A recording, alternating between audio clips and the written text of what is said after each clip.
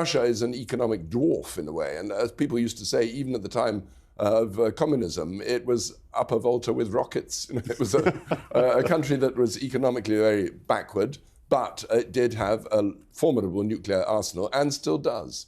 And one of the things that people have been talking about over the last couple of years, really, is the influence that Xi increasingly has in Moscow. China have stepped in and sort of sustained the Russian war effort to a degree, but that comes at a price. To what degree do you think that Russia now is simply a client of China, or are they still an actor entirely in their own right? I think they're utterly dependent at the moment, both politically and militarily. They're dependent for political cover. Now, that's fairly firm. She has similar interests in weakening what they see as the US stranglehold on world affairs, similar interest to Russia on that. They don't really agree with the Ukraine war. They feel they need to give it backing. Privately, they are urging the Russians, they've certainly urged them privately and publicly, don't you dare use nuclear weapons. But they're also probably positioning themselves for when the Russians feel confident enough to say, right, we're going to just stop now and we'll declare victory, which is probably what may happen. Neither side can actually win an outright military victory there. But I think the Russians, they're in a much better position at the moment. The Ukrainians at some point may be forced to concede, well, at least some kind of concessions, but it will be China that would do the deal, as China is very much the one that calls the shots now in that relationship. So, Philip, how does this play with a former KGB man, a strong man, a Russian nationalist, now entirely supplicant to Xi? Well, here's where I disagree slightly. He's increasingly supplicant to Xi, and Xi is buying Russia and buying Russian capability. But in superpower terms, we can talk about military, we can talk about economics, but from a political perspective, the organization that can bring different motions against the world is the United Nations Security Council. And the permanent 5 members of the United Nations Security Council can veto anything. So that's UK, US, Russia, China, and France. So politically, as they've got a global veto, they're probably the closest you could come to defining a superpower. Putin is working closer with Xi, but they've got different motivations. Xi is looking for the economic growth of China and growing China's economic power. And he had the Belt and Road Initiative, so he's gone through Africa. He's working heavily into South America at the moment. But then this opportunity occurred in Russia to sort of get greater control of Russian natural resources and open up the Russian market to Chinese goods because of the sanctions that have come in from the West. So he's taken that from an opportunistic perspective. Putin wants his political influence. He wants the old Soviet Union back again, with him as the Tsar in charge of it. But he's, as Michael said, he's never going to be in a position to do that militarily. And economically, he's becoming weaker and weaker and more dependent on China. So Xi can control what it is that's going on in there. They're both trying to suggest that there's a better relationship between them. The advantage that they've both got over the West is that they can think in generational terms or multi-generational terms. We are concerned about when the next presidential or parliamentary election is going to be, or more accurately, what tomorrow morning's headline is going to be, or if Donald Trump gets in, what this afternoon's tweet or X post is going to be. Whereas President Xi in China, you look at what he's doing. He's got a 25-year plan. He's taking little nibbles of things in different parts of the world.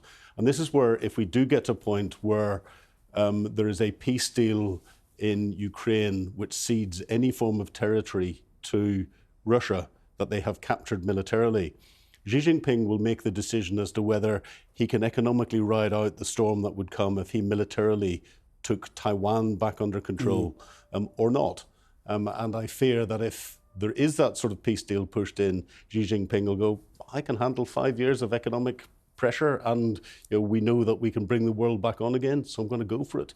And what that would do is potentially solve something in Europe, but would stimulate a much greater and more globally focused potential conflict. And that is, that has always struck me as the key difference between the competition that's emerging now versus the competition of the Cold War. The Cold War came on the back of a moment of great global fissure with the Second World War, and in any case, trade and supply chains within manufacturing were simply not as globalized. So whatever this competition is, it's not going to play out in a world that is entirely decoupled between two rival spheres. And so that changes the nature of it. Exactly to your point about Xi's calculation about how long a consumerist West can punish China for after some sort of outrage. But it feels to me, Michael, that there's still a very big difference between Russia as an actor. They have a sense of an entitlement to their near abroad, to protect their sphere of influence.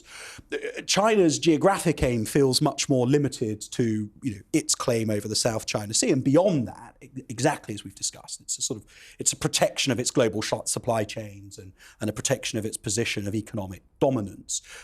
Am I misreading that? Is China a more ambitious power territorially? I think you're right. I don't think it's ambitious in the sense that they want to control other territories, but they want other territories to recognize Chinese hegemony in that area. That, well, not just in South Asia, but along the whole Belt and Road, the client states they built up in Africa and elsewhere. China, yes, its economic future is the main driving force.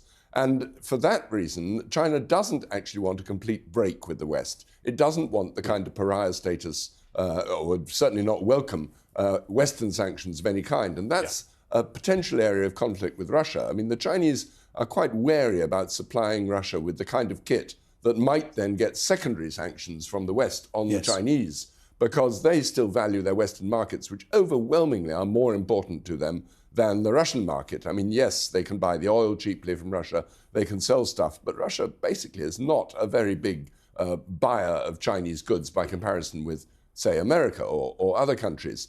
And there is another underlying factor, which is that the Russians have an age-old fear of China. I mean, they, in their bones, are worried about what they would crudely call the yellow peril and that sort of thing. I mean, that's the sort of stereotype that they have in their minds going way back centuries. Yes, the near abroad is important to them. They see that the Slavs, they want the Slavs, particularly Ukraine and Belarus. Well, they've more or less got Belarus, and that's why Ukraine is so important to them. Should be part of the, the global Slavic community. But the difference between these conflicts then and now is that previously it was an ideological conflict. And therefore you got these kind of alliances between ideologies. You got Mao's China sort of fighting the same fight as Russia, particularly way back in Stalin's day. It's not ideological now. It's national. It's national interest and nationalistic ambitions. And these don't always fit together. I mean, the ideology of China is not the same as the ideology of Russia in any way. And it's an opportunistic alliance, which at the moment is very suitable for both.